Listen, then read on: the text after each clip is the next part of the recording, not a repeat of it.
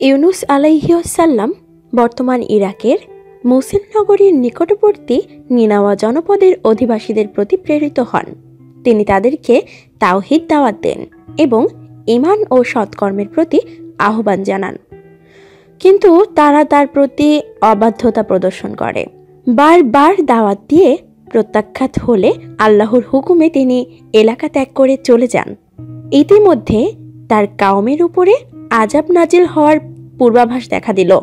জনপদ ত্যাগ করার সময় তিনি বলে গিয়েছিলেন যে 3 দিন পর সেখানে গজব নাজিল হতে পারে। তারা ভাবল নবী কখনো মিথ্যা বলে না। ফলে ইউনুসের কওম ভীত সন্ত্রস্ত হয়ে দ্রুত কুফর ও শিরক হতে তওবা করে এবং জনপদের সকল মানুষ এবং গবাদি পশু সব নিয়ে জঙ্গলে পালিয়ে যায়।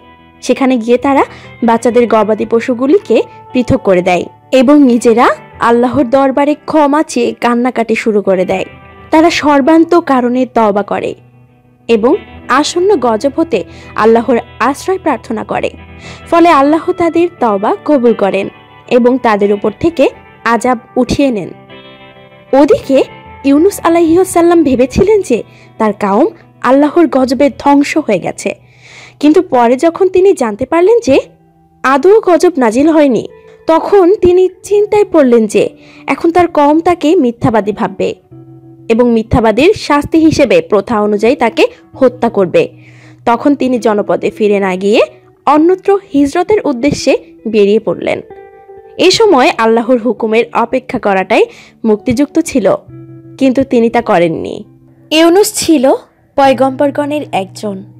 যখন সে পালিয়ে যাত্রী বোঝাই নৌকায় গিয়ে পৌঁছালো, অতঃপর লটারিতে সে অকৃতকার্য হলো। অতঃপর একটি মাছ তাকে গিলে ফেলল। এমতো অবস্থায় সে ছিল নিজেকে ধিক্কার দানকারী। আল্লাহর হুকুমে অপেক্ষা না করে নিজস্ব ইস্তেহাদের ভিত্তিতে ইউনুস আলাইহিসসালাম নিজ কওমকে ছেড়ে এই হিজরতে বেরিয়েছিলেন বলেই অত্র আয়াতে তাকে মনিবের নিকট থেকে পলায়নকারী বলা হয়েছে।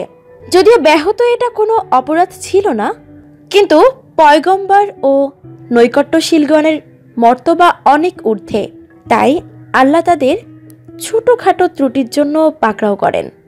ফলে তিনি আল্লাহর পরীক্ষায় পতিত হন। হিজরতকালে নদী পার হওয়ার সময় মাঝ নদীতে হঠাৎ নৌকা ডুবে যাবার উপক্রম হলে মাঝি বলল, একজনকে নদীতে ফেলে দিতে হবে, নইলে সবাইকে ডুবে মরতে হবে। এজন্য লটারি হলে পরপর 3 বার তার নাম আসে। ফলে তিনি নদীতে নিক্ষিপ্ত হন। সাথে সাথে আল্লাহর হুকুমে বিরাট আকায় এক মাছ এসে তাকে গিলে ফেলে, কিন্তু মাছের পেটে তিনি হজম হয়ে যাননি, বরং এটা ছিল তার জন্য নিরাপদ কয়েদখানা। মাওয়ার্দি বলেন, মাছের পেটে অবস্থান করাটা তাকে শাস্তি দানের উদ্দেশ্য ছিল না, বরং আদব শিক্ষাদানের উদ্দেশ্য ছিল, যেমন পিতা তার শিশু সন্তানকে শাসন করে শিক্ষা দিয়ে থাকেন। ইউনুস আলাইহিসসালাম মাছের পেটে কত সময় বা কতদিন ছিলেন সে বিষয়ে মতভেদ রয়েছে। যেমন 1 ঘন্টা ছিলেন, তিনি পূর্বাহ্নে প্রবেশ করে অপরাহ্নে বেরিয়ে আসেন। 3 দিন ছিলেন, 7 দিন ছিলেন, 20 দিন ছিলেন, 40 দিন ছিলেন। আসলে এইসব মতভেদের কোনো গুরুত্ব নেই, কেননা এসবের রচয়িতা হলো ইহুদি গল্পকারগণ। প্রকৃত ঘটনা আল্লাহ ভালো জানেন।